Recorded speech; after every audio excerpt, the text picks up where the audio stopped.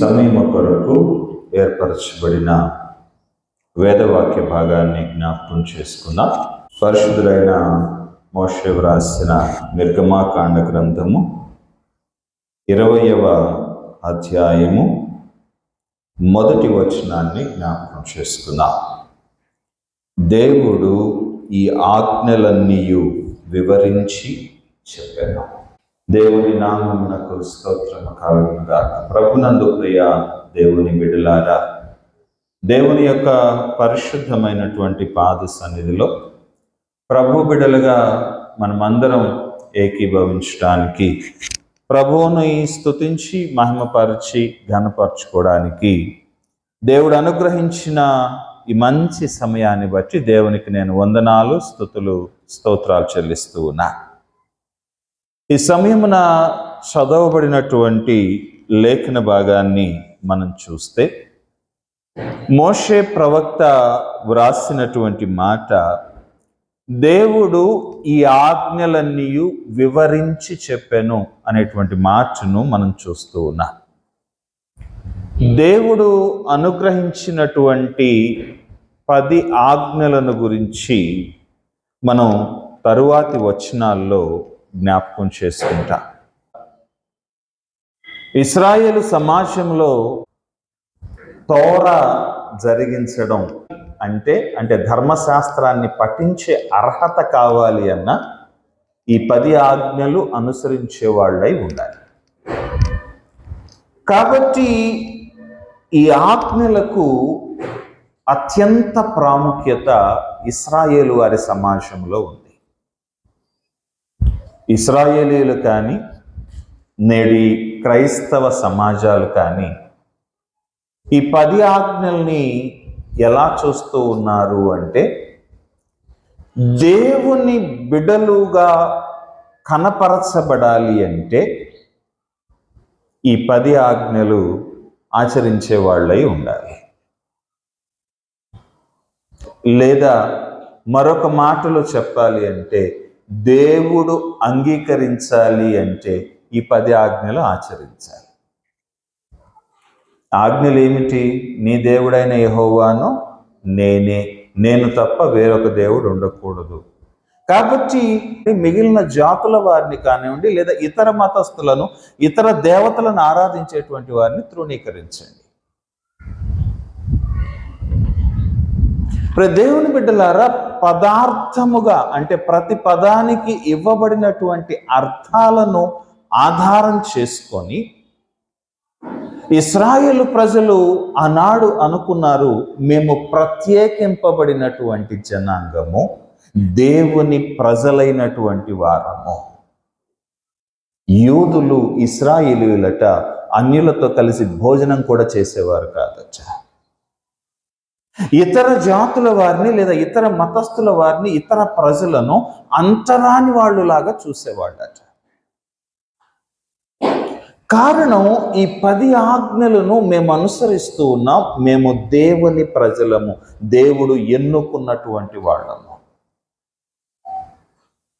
దేవుని బిడ్డలారా, ప్రభు అందుకే ఈ 10 ఆజ్ఞలు ఇచ్చాడా అని ఆలోచన చేస్తే కాదు అనే సమాధానమే నేను చెప్తాను. ఇతరుల గురించి నేను వ్యాఖ్యానించను, కానీ నేను చెప్పేటువంటి సమాధానం ప్రభు యొక్క ఎన్నికకు గుర్తుగా 10 ఆజ్ఞలు ప్రభు మనకి ఇవ్వలేదు. మరి ఎందుకు ఇచ్చాడు ప్రభు? నోవహు కాలంలో జలప్రళయం వచ్చింది. జలప్రళయం తరువాత నోవహు కుటుంబము మాత్రమే మిగిలి ఉన్నారు. నోవహు బలి అర్పణ చేసినప్పుడు వాక్యము మనకు జ్ఞాపకం చేస్తూ ఉంది. ఆదికాండ గ్రంథం 6వ అధ్యాయంలో మనం చూస్తే, దేవుడైన యెహోవా ఆ సువాసనను ఆఘ్రాణించి, నరుని హృదయము బాల్యము నుండి బహు చెడ్డది, కాబట్టి ఇక మీదట నరులను బట్టి భూమిని నేను శపించను అని చెప్పాడట. నరుని హృదయం ఎలాంటిదట? బాల్యము నుండి చెడ్డది. ప్రభువుకి వీరి హృదయం చెడ్డది అని తెలుసు కదా. అలా తెలిసినటువంటి ప్రభు వాటిని మంచిగా మార్చడానికి ఈ ఆజ్ఞలు ఇచ్చాడు అంటాను నేను. దేవుని బిడ్డ, ఇక్కడ గమనించండి, ప్రభు ఇచ్చినటువంటి ఆజ్ఞలకు దానికి ఒక సినాప్సిస్ అనేటువంటిది, ఒక క్రమబద్ధమైనటువంటి పద్ధతి అనేటువంటిది ఈ ఆజ్ఞల్లో మనకు కనబడుతుంది. మొదటి 2 ఆజ్ఞలు మీరు చూడండి. నీ దేవుడైన యెహోవాను నేనే, నేను తప్ప వేరొక దేవుడు నీకు ఉండకూడదు. పైన ఆకాశమందు కానీ, కింద భూమి అందే కానీ, భూమి కింద నీళ్ల యందే కానీ ఏ రూపము నీవు చేసుకొనకూడదు, దానికి సాగిలపడకూడదు. 2వ ఆజ్ఞ, నీ దేవుడైన యెహోవా నామమును వ్యర్థముగా ఉచ్చరింపకూడదు. దేవుని బిడ్డలారా, ఈ 2 ఆజ్ఞలు ఇవ్వడానికి కారణం ఏమై ఉండొచ్చు? నేను దేవుణ్ణి అని స్థాపించుకోవాల్సిన అవసరం దేవునికి ఉందా? యెహోవాకు ఉందా? యేసయ్యకు ఉందా? లేదు. నువ్వు ఆరాధించినా ఆరాధించకపోయినా ఆయన దేవుడే. నువ్వు నమ్మినా నమ్మకపోయినా ఆయన ఈ సృష్టిని సృష్టించినటువంటి వాడే. నీ ఇష్టానుసారంగా నీ వాచాలతను ప్రదర్శించి ఇష్టం వచ్చిన రీతిగా నువ్వు మాట్లాడినా సరే ఆయనకున్నటువంటి మహిమ తగ్గిపోదు. నేను ఆరాధిస్తేనే యెహోవా దేవుడు అనుకునేటువంటి క్రైస్తవులు కూడా ఉన్నారు. ఇది నాన్న, మేము వెళ్తేనే చర్చ్ అండి అని అపోహపడుతూ గర్వంతో తమ హృదయాలను నింపుకునేటువంటి క్రైస్తవులు ఉన్నారు. కానీ వాక్యం ఏం చెప్తూ ఉందో తెలుసా? ఆయన నీ స్థితిని అక్కడ జ్ఞాపకం చేశాడు, ఆయన గొప్పతనాన్ని కాదు.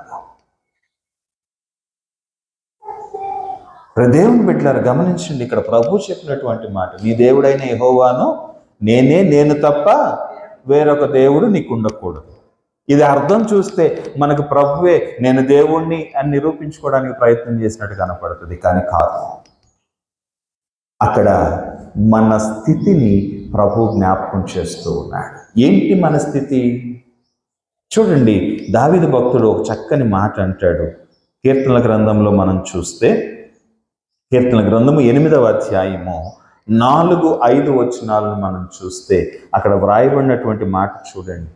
నీవు మనుష్యుని జ్ఞాపకము చేసుకొనుటకు వాడే పాటివాడు, నీవు నరపుత్రుని దర్శించుటకు వాడే పాటివాడు, దేవుని కంటే వానిని కొంచెము తక్కువ వానిగా చేసి ఉన్నావు, మహిమా ప్రభావములతో వానికి కిరీటము ధరింపచేసి ఉన్నావు.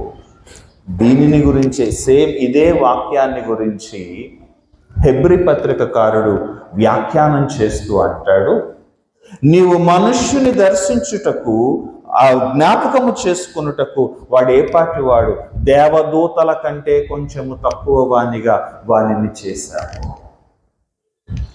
ప్రేమైనటువంటి దేవుని బిడ్డలారా, ఇక్కడ గమనించండి, ప్రభువు మనకిచ్చినటువంటి స్థానం ఏంటి?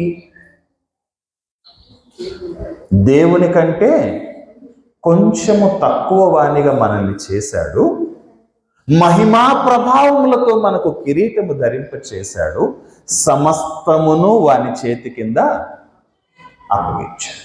అంటే నీ పైన ఎవరు మిగిలి ఉన్నారు? ఇంకా దేవుడు ఒక్కడే.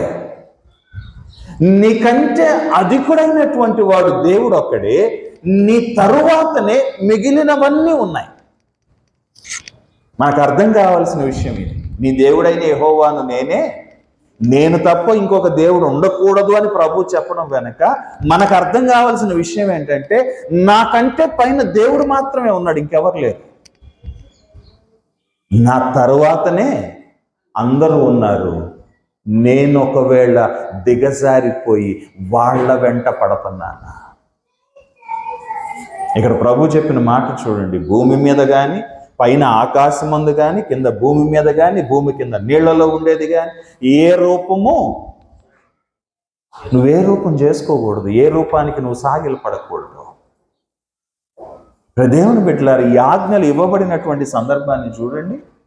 మోషే పర్వతము మీద ఉన్నాడు, దేవుని సన్నిధిని అనుభవిస్తూ ఉన్నాడు. దాదాపుగా 40 దినాలు గడిచిపోయాయి. 40 దినాలు గడిచిపోయిన తర్వాత, గడిచిపోయేసరికి ఇశ్రాయేలీయులు అన్నారు, మమ్మల్ని ఐగుప్తులోంచి తెచ్చినటువంటి మోషే ఎక్కడున్నాడో మాకు తెలియదు, మాకు దేవతను తయారు చేయి. ఏం చేశారండి? ఒక దూడను తయారు చేసుకున్నారు. ఒక దూడను తయారు చేసుకుని ఆ దూడ ముందు మోకరించి నువ్వే దేవుడివి అన్నారు. దేవుని యొక్క ఉగ్రత అక్కడ దిగి వచ్చింది. ప్రభువు మోషేతో అంటాడు, మోషే నువ్వు వెళ్ళు, నువ్వెవరినైతే నడిపించుకొని ఇక్కడ వరకు తీసుకొచ్చావో ఆ ప్రజలు చెడిపోయారు. అంటే మన హృదయం ఎక్కడికి పోతూ ఉంది, మన జీవితం ఎక్కడికి పోతూ ఉంది ఆలోచన చేయండి. దేవునిని ఆరాధించాల్సిన నీవు, దేవునితో నడవాల్సినటువంటి నీవు దేవునితో నడవకుండా నిన్ను నీవు తగ్గించుకుంటున్నావు, నిన్ను నీవు పాడు చేసుకుంటున్నావు, నిన్ను నీవు పనికిరాని వాడిగా, పనికిరాని దానిగా చేసుకొని వ్యర్థమైన వాటి ముందు మోకరిస్తున్నావు. వాక్యం చెప్తూ ఉంది, నీ దేవుడైన యెహోవా నేను, నీకంటే పైన ఉన్నటువంటి వాడిని నేను మాత్రమే, ఇంకెవరూ లేరు నీకంటే పైన, నీకంటే అదుపులు కానీ, నీకంటే ఆశీర్వదించబడిన వారు కానీ, నీకంటే గొప్పవాళ్ళు కానీ ఇంకెవరు లేరు.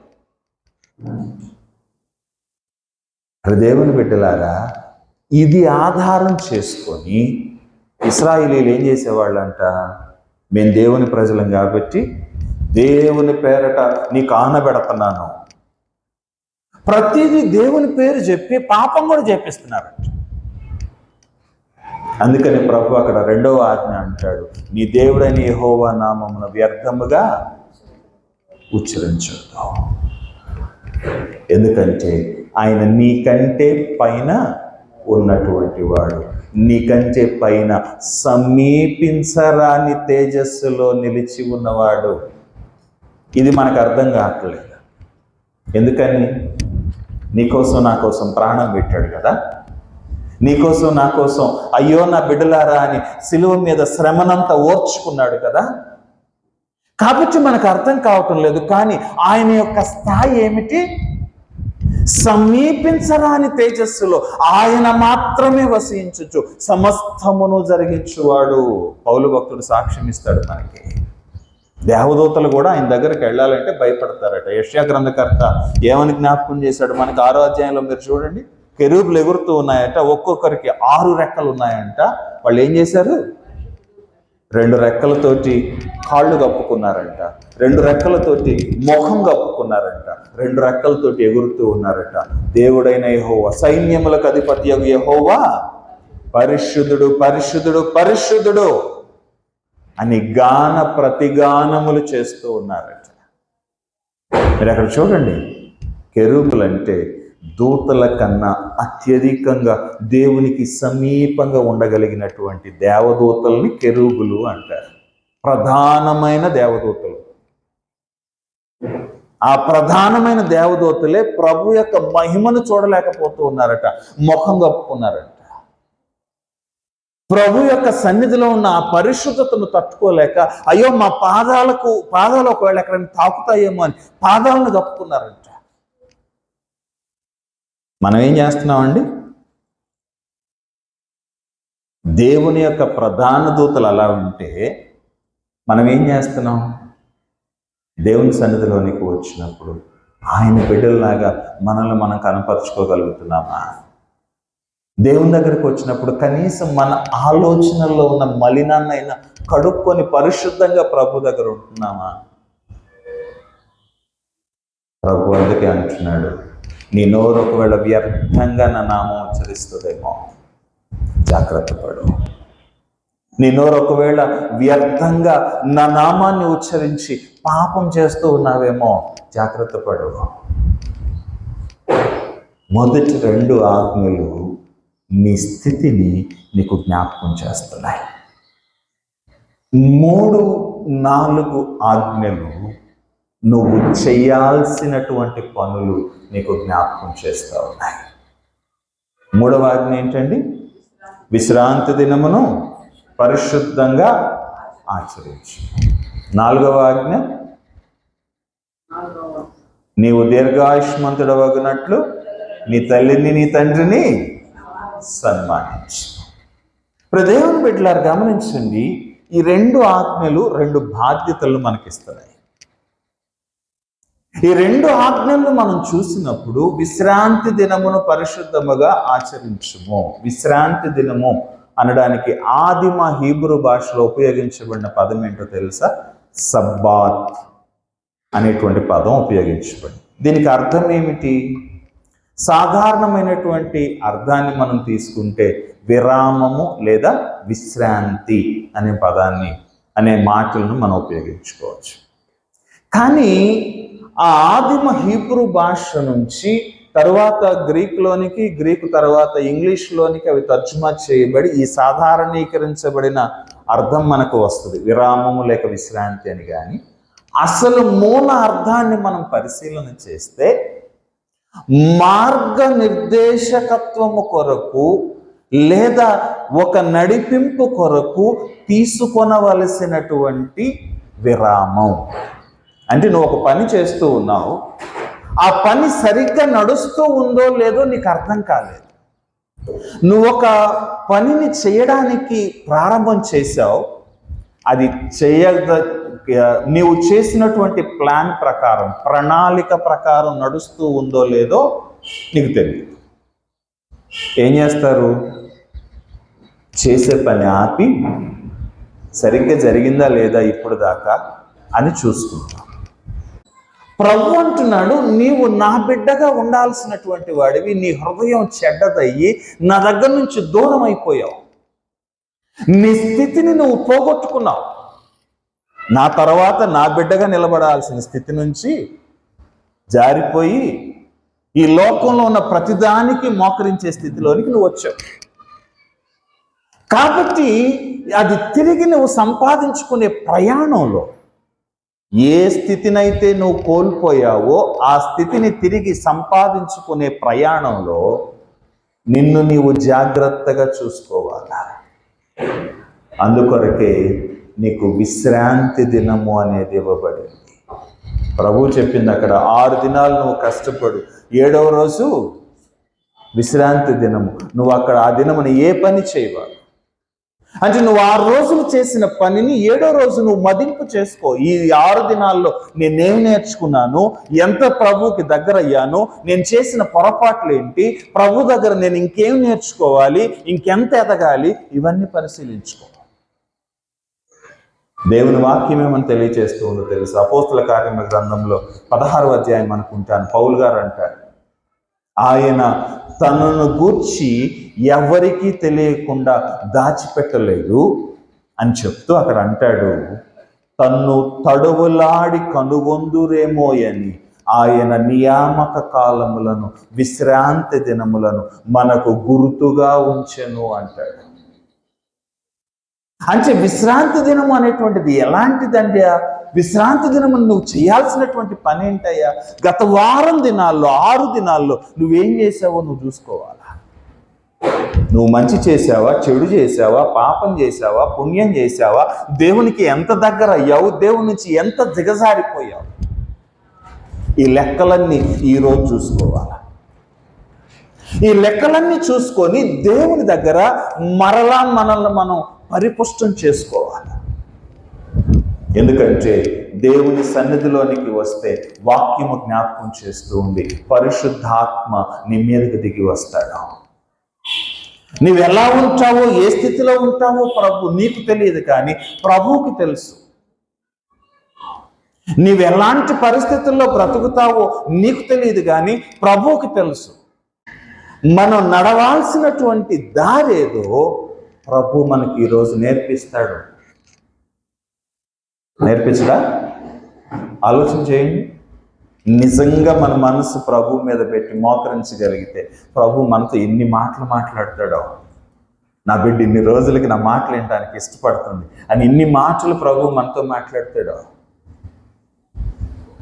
దేవుని బిడ్డలారా, నేను ప్రతి దినం అది అనుభవిస్తాను తెలుసా మీకు. దేవుని బిడ్డలారా, అత్యద్భుతమైనటువంటి భావాలు, అత్యద్భుతమైనటువంటి రహస్యాలు ప్రభు మనతో మాట్లాడడానికి ఇష్టపడుతున్నాడు. కానీ వినేవాళ్ళు ఎంతమంది? ప్రభు అన్నాడు, ఇదిగో ఈ విశ్రాంతి దినాన్ని నీకు అందుకే ఇచ్చా. ఈరోజు నువ్వు జాగ్రత్తగా చూసుకో. ఈరోజు నువ్వు జాగ్రత్తగా పరిశీలన చేసుకో. ఇంకేం తక్కువైందో, ఇంకేం చెయ్యాలో చూసుకో. దేవుని యొక్క బిడ్డగా బ్రతుకు. నాలుగవ ఆజ్ఞ ఏమన్నాడు ప్రభు? దీర్ఘాయుష్మంతుడు వగునట్లు నీ తల్లిని తండ్రిని సన్మానించు. నువ్వు విశ్రాంతి దినాన్ని ప్రభు దగ్గరకు వచ్చినప్పుడు, ప్రభు పాదాల దగ్గర కూర్చున్నప్పుడు నువ్వేం చేస్తావు? దేవుని యొక్క పాదాల దగ్గర ఆయనను మహిమపరుస్తావు.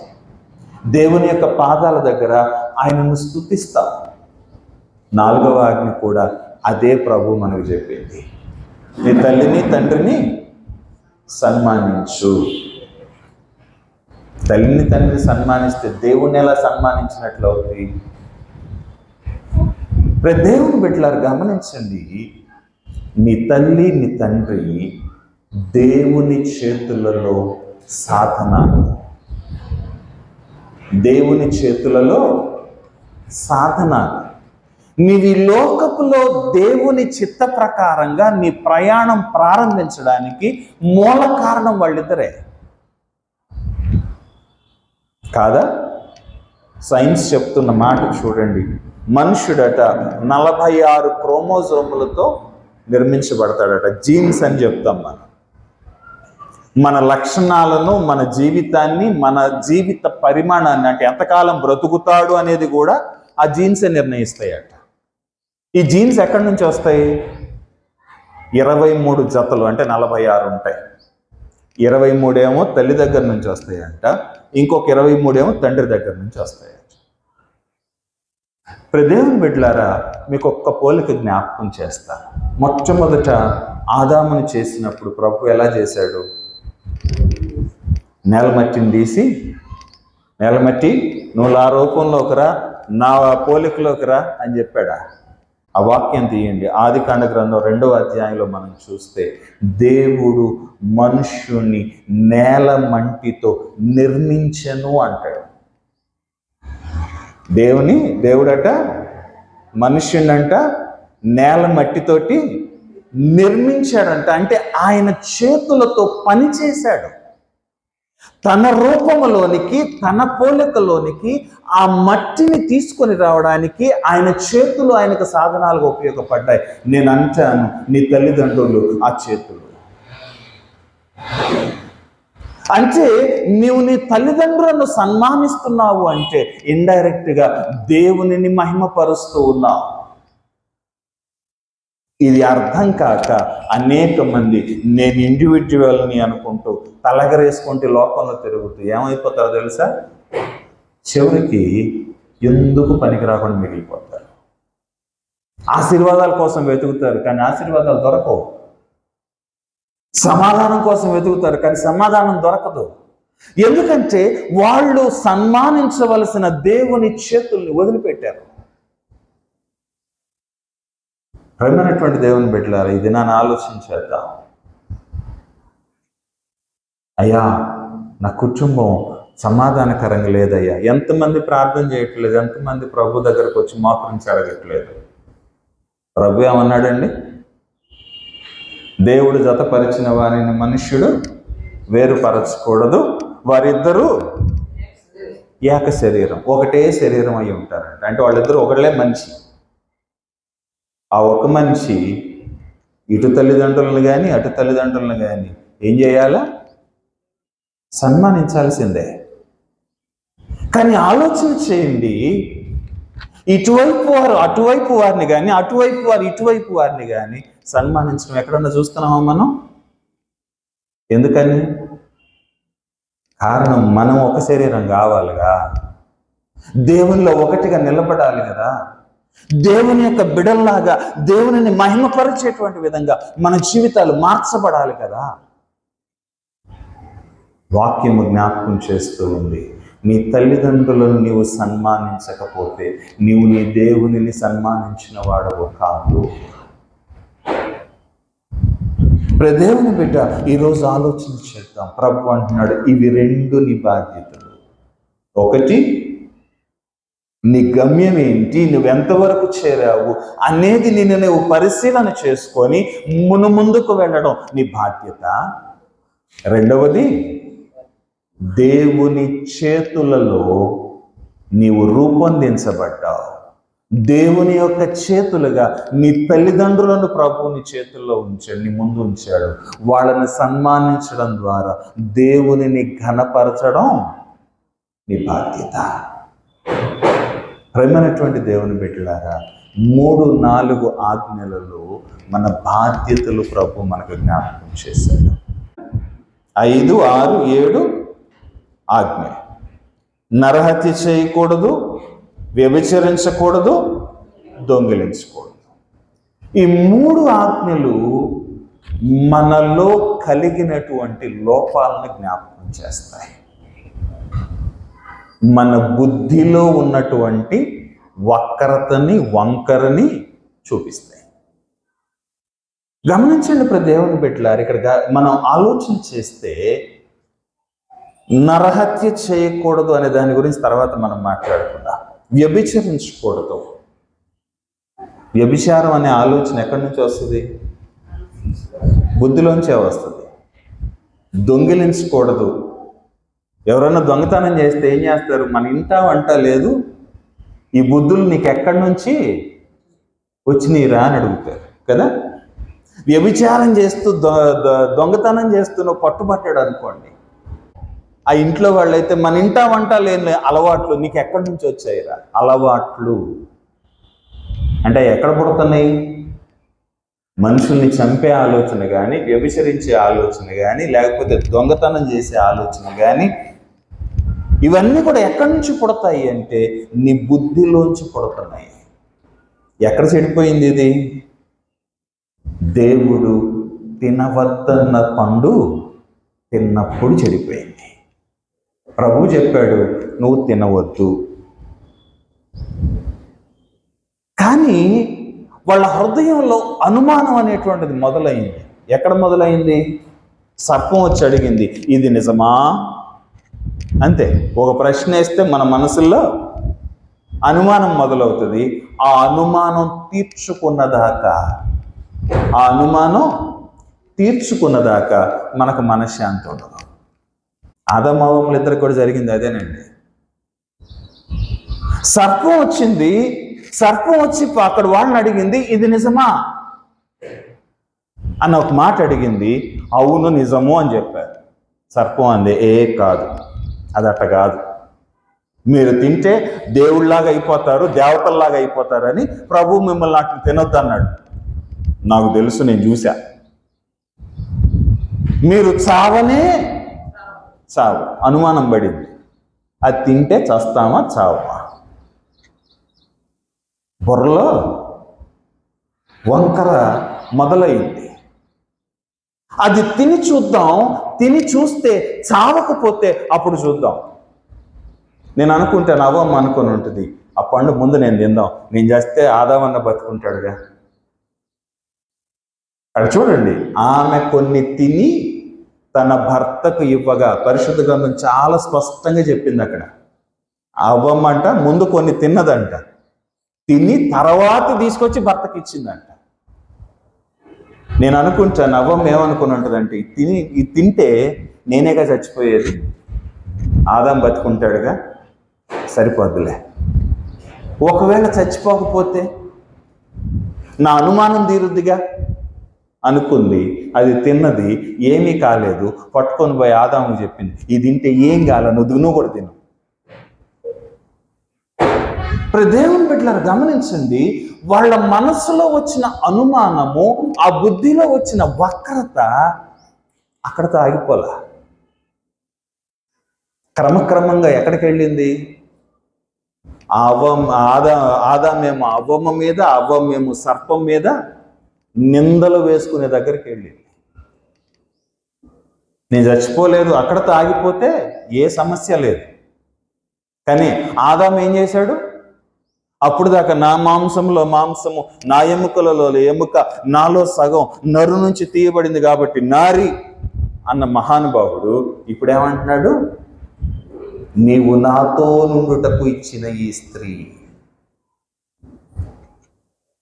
ఎముకల్లో ఎముక ఎగిరిపోయింది, మాంసంలో మాంసం ఎగిరిపోయింది, నరుల్లోంచి వచ్చింది, నాలో నుంచి వచ్చింది అనేది గాల్లో కలిసిపోయింది. ఏం మిగిలింది? దేవుడా, నువ్వే తెచ్చి చూపించావుగా నాకు, ఇదిగో నీతో ఉండటానికి ఇస్తున్నానని ఈ స్త్రీ చేసింది. అవ్వమేమన్నా తక్కువ తింది? అయ్యా, నా బుద్ధి గట్టి తిని నేను ఇప్పుడు తిన్నానయ్యా. సర్పం చెప్పింది నిజమో కాదో తెలుసుకుందామని నా బుద్ధి గట్టి తిని ఆ పండు తిన్నానయ్యా అని ఆమెను ఒప్పుకుందా? ఆమె ఏం చేసింది? సర్పము నన్ను మోసం చేసింది. ఆలోచన చేయండి, మన బుద్ధిలో వచ్చే వక్రత ఒక చోట నుంచి ఒక చోటకి నడిపిస్తూనే ఉంటుంది. అది ముందు దొంగిలింపజేస్తుంది, తర్వాత ఈ లోకంతో వ్యభిచరింపజేస్తుంది, ఆ తర్వాత తీసుకుని వెళ్ళి నిన్ను నువ్వే చంపుకునేలాగో, నీ పక్కన వాళ్ళని చంపేలాగో నిన్ను తయారు చేస్తుంది. దేవుని బిడ్డలారా గమనించండి, ప్రభు చెప్పిన ఈ 3 ఆజ్ఞలు: నరహత్య చేయొద్దు, ఇంకొకళ్ళని చంపడానికి నీ మనశ్శాంతిని తిరిగి సంపాదించుకుంటాను అనుకుంటావేమో, కానీ వాడిని చంపిన తర్వాత ఇంకా మనశ్శాంతిని కోల్పోతావు. వ్యభిచరించొద్దు, అక్కడ సంతోషం ఉంది అనుకుంటావేమో, నీ నిజమైన సంతోషాన్ని పోగొట్టుకుంటున్నావు. నా సన్నిధిలో నిలిచి ఉండి నా సంతోషంతో నాతో కలిసి ఆనందించే భాగ్యాన్ని పోగొట్టుకుంటున్నావు. దొంగిలించకూడదు, ఇంకొకళ్ళది తీసుకొచ్చుకొని నా దగ్గర పెట్టుకొని నేను ప్రశాంతంగా బ్రతుకుతాను అనుకుంటావేమో, కానీ ఒడిలో నిప్పులు పెట్టుకుంటే ఏమవుతుందండి? నిప్పులు తెచ్చుకొని ఒళ్ళో పెట్టుకోండి, ఏమవుతుంది? నువ్వే కాలుతావు. అందుకే ప్రభు ఇక్కడ చెప్పాడు, నరహత్య చేయొద్దు, వ్యభిచరించొద్దు, దొంగిలించొద్దు. అసలు ఈ 3 మన జీవితంలోకి రావడానికి కారణం ఏమిటి? పాపం. ఈ పాపం ఎక్కడ మొదలైంది? ఆ తరువాతి 3 ఆజ్ఞలు మనకు జ్ఞాపకం చేస్తాయి. నీ పొరుగువాని మీద అబద్ధ సాక్ష్యం పలకొద్దు, నీ పొరుగువాని ఇల్లు ఆశించొద్దు, నీ పొరుగువాని భార్యనైనను, వాని దాసునైనను, వాని దాసినైనను, వానికి గాడిదనైనను, మరొకటైనా వానికి కలిగినదేది నువ్వు ఆశించదు. ఎక్కడ మొదలవుతుందట పాపం మన దగ్గర? ఆశ. పరిశుద్ధుడైన యాకోబు భక్తుడు వ్రాస్తూ అంటాడు, ప్రతివాడును తన స్వకీయమైన దురాశ చేత ఈడవబడి మరులు గొల్పబడిన వాడై శోధింపబడను. మన జీవితంలోకి శోధన ఎందుకు వస్తుంది? మన జీవితంలోకి పాపం ఎందుకు వస్తుంది? మన జీవితంలోకి ఈ లోక సంబంధమైనటువంటి నరకం ఎందుకు వస్తుంది? ఎందుకయ్యా అంటే నువ్వు పక్కనోళ్ళు దానికి ఆశపడ్డావు. ప్రభు అంటున్నాడు, స్వకీయమైన దురాశ చేత మొట్టమొదటంట ఈడవబడతాడు. అంటే అది లాక్కుపోద్ది, ఆ ఆశ ఆడదాకా లాక్కుపోద్ది, కానీ భయం వేస్తుంది, వెనక్కి వస్తుంది. మళ్ళీ 2వ పోతావు, 3వ పోతావు, 4వ పోతావు. అది లేకపోతే బతకలేనేమో అనుకుని దాని మీద మరులు పడతావంట, మనసు పడతావంట. అది లేకపోతే నాకు సంతోషం లేదు, నన్ను బ్రతకలేను, నాకు ఆనందం లేదు అనుకుంటూ దాని మీద మనసు పడి దాన్ని తెచ్చుకుంటావంట. ప్రేమైనటువంటి దేవుని బిడ్డలారా, ఈరోజు ఆలోచించేద్దాం. దేవుని యొక్క వాక్యము జ్ఞాపకం చేస్తుంది. 3 ఆజ్ఞలు నీలో నువ్వు చంపుకోవలసిన ఆశను గురించి జ్ఞాపకం చేస్తున్నాయి. అబద్ధ సాక్ష్యం ఎందుకు పలుకుతామండి? నీ పొరుగువాని మీద కోపం ఉంటే, లేదా ఏదైనా నీకు దొరుకుతుంది అని నువ్వు ఆశపడితేనే నువ్వు అబద్ధ సాక్ష్యం పలుకుతావు కదా. ఇద్దరికి తగాద వచ్చింది, ఒకడు నీ దగ్గరకు వచ్చి నాకు వాడికి తగాద వచ్చింది, రేపు కోర్టులో నా తరఫున చెబుతూ కానీ రా, నేను చూడలేదు కదా, చూశానని చెప్పు, నేను నీకు ఎంతో కొంత ఇస్తా. ఏం చేస్తావు? వీడిచ్చే డబ్బుల కోసం ఆశపడతావు, అక్కడ వెళ్ళి అబద్ధ సాక్ష్యం పలుకుతావు. కానీ ఈ ఆశ నిన్ను ఎక్కడికి తీసుకెళ్ళింది? అబద్ధంలోనికి తీసుకెళ్ళింది. అబద్ధంలో నుంచి పాపంలోనికి తీసుకెళ్ళింది. పాపంలో నుంచి నరకంలోనికి తీసుకెళ్ళింది. పరిశుద్ధ గ్రంథం ఏమని చెప్తుందో తెలుసా? దురాశ గర్భము ధరించి పాపమును కనగా పాపము పరిపక్వమై మరణమును కనును. ఆశ మనల్ని ఎక్కడ తీసుకెళ్తుంది? పాపంలోకి తీసుకెళ్తుంది అంట. ఆ పాపం పండినప్పుడు అది ఏం తీసుకొస్తుంది? మరణమే. ఇప్పుడు దేవుని బిడ్డలారా గమనించండి, నీ పొరుగువాని ఇల్లు ఆశింపకూడదు. నీ పొరుగువాని స్థలాన్ని, లేకపోతే నీ పొరుగువాని ఇంటిని, నీ పొరుగువానికి కావాల్సిన దాన్ని నీ సంతోషం కోసం నువ్వు లాక్కున్నావు, లేదా నీ సౌఖ్యం కోసం, నీ సుఖం కోసం లాక్కున్నావు. దేవుడు ఊరుకుంటాడా? చెప్పండి. మనుషుడా, నీవు ఏమి విత్తదవో అదే పంటను నువ్వు కోస్తావు. ఆక్రమించుకున్నావు, నిన్ను దేవుడు ఆక్రమించడా?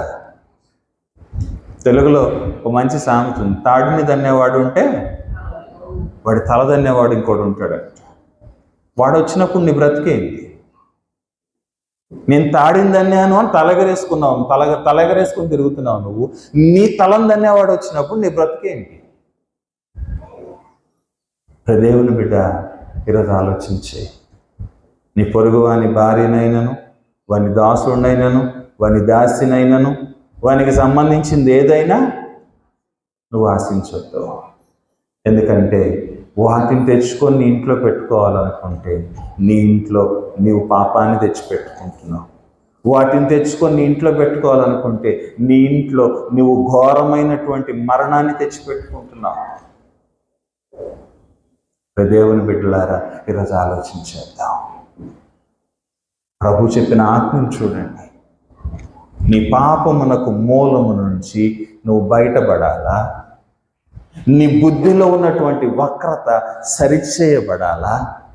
సరిచేయబడి ప్రతి విశ్రాంతి దినమున నీవు దేవునిని మహిమపరిచేవాడిగా నిన్ను నువ్వు సరిచేసుకొని నీవు పోగొట్టుకున్న ఆ గొప్ప స్థితిని సంపాదించుకునేవాడిగా నువ్వు తిరిగి ఎదగాల. నీ మొట్టమొదటి స్థితి ఏంటి? దేవునితో కలిసి సంతోషించే స్థితి, దేవునితో కలిసి ఆ మహిమలో నిలిచి ఉండేటువంటి స్థితి. మీరు గమనించండి, ఆదాము దగ్గరికి ప్రతి ఉదయం ప్రతి సాయంకాలం దేవుడు వచ్చేవాడంట. దేవుడు వస్తే ఆదాము ఏమన్నా కళ్ళు మూసుకున్నాడా? కళ్ళు మూసుకోవాలా? ఆదాము ఏమన్నా కాళ్ళు కప్పుకున్నాడా? కప్పుకోవాలా? ఆదాము ఏమన్నా దూరంగా వెళ్ళిపోయి సైన్యములకు అధిపతి యెహోవా పరిశుద్ధుడు పరిశుద్ధుడు అన్నాడా? అనలా. ఏం చేశాడు? తండ్రితో కలిసి నడిచాడు, తండ్రితో కలిసి సంభాషించాడు, తండ్రితో కలిసి ఆనందాన్ని పంచుకున్నాడు. దేవుడు వచ్చి అడిగేవాడంట, ఆదాము ఈరోజు ఏం చేసావు నువ్వు అని అడిగితే ఆదాము ఆ దినమంతా చేసింది చెప్పేవాడంట. చెప్తా ఉంటే ఆ రాత్రి ఏం చేసావు, పగులు ఏం చేసావు అడుగుతూ ఉంటే ఆయన చెప్తూ ఉంటే ఆయన సంతోషించేవాడంట. ఆలోచన చేయండి, దూతలు సైతం సమీపించలేని తేజస్సులో ఉన్న తండ్రితో ఆయనతో కలిసి ఆయన చేయి పట్టుకొని నడిచే ధన్యత ఎంత గొప్ప ధన్యత అయి ఉంటుంది. ప్రభు అంటున్నాడు, నువ్వు తిరిగి అది సంపాదించుకోవడానికి నేను ఈ ఆజ్ఞలిచ్చా. అందుకే మోషే మొట్టమొదట పగలగొట్టిన ప్రభు మళ్ళా రాశాడండి.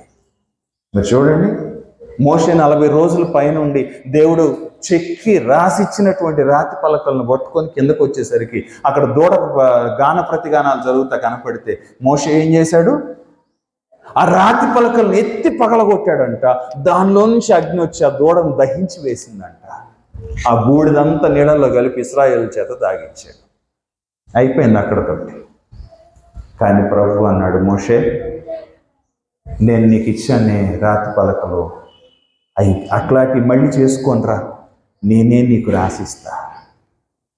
నిన్ను విడిచిపెట్టలేని దేవుడు నీకు ఆజ్ఞనిచ్చాడు. నిన్ను విడిచి ఉండకూడదు అని ఆశపడినటువంటి దేవుడు నిన్ను తిరిగి పిలవడానికి ఈ ఆజ్ఞను వివరించి చెప్పాడు. ఈరోజు నువ్వు నేను ఎలా బ్రతుకుతున్నాం? ఆ గొప్ప స్థితిని, ఆ ధన్యకరమైనటువంటి స్థితిని సంపాదించుకునే బిడ్డలాగా ఉన్నామా? లేకపోతే మరలా మరలా మరలా ఆయన గాయపరిచే బిడ్డలాగానే బ్రతుకుతున్నామా? ఈరోజు నిన్ను నీవు, నన్ను నేను పరిశీలన చేసుకుందాం. ప్రభు బిడ్డలుగా ఫలిద్దాం. అట్టి కృప పరిశుద్ధాత్మ దేవుడు మనకు అనుగ్రహించి ఆశీర్వదించునుగాక. ఆమేన్.